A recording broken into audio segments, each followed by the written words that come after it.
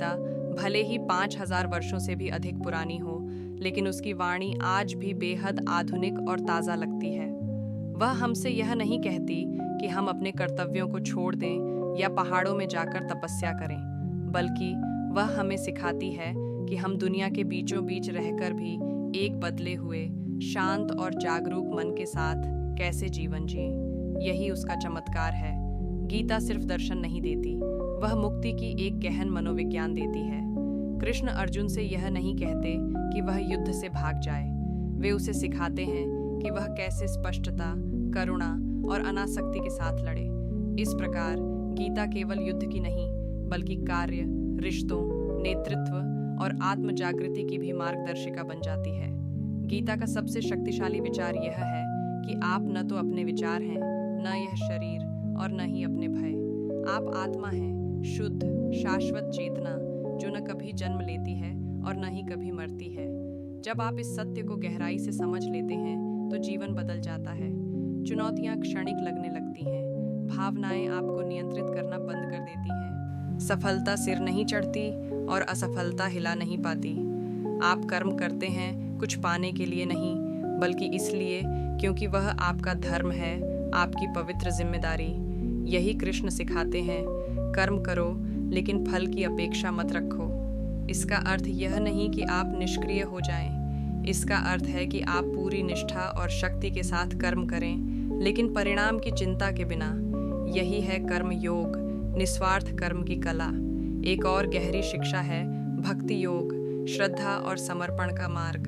कृष्ण गीता में केवल एक देवता नहीं है, वे दिव्य प्रेम का प्रतीक भी हैं। वे कहते हैं, यदि कोई मुझे पत्ती, फूल, फल या जल भी श्रद्धा से अर्पित करता है तो मैं उसे स्वीकार करता हूँ। यह कर्मकांडों की बात नहीं है, यह सच्ची भावना की बात है।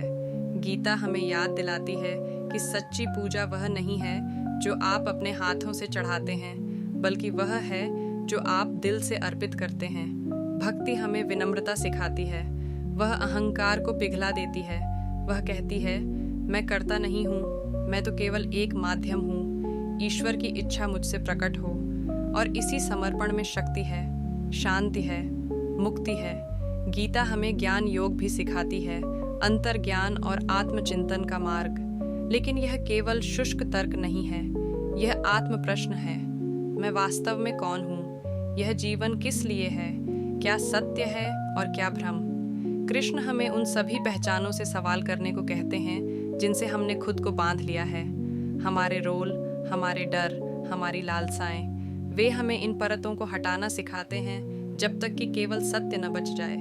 और वह सत्य सरल है, फिर भी गहन। हम दिव्यता हैं जो मानवीय अनुभव से गुजर रही है। और जब आप इस सच्चाई को सिर्फ दिमाग से नहीं, बल्कि आत्मा से जान लेते हैं, तो जीवन में करुणा, साहस और गरिमा अपने आप आ जाती है। आज की दुनिया, जहाँ तनाव, भ्रम और अलगाव बहुत अधिक है, में गीता न केवल प्रासंगिक है, बल्कि आवश्यक है।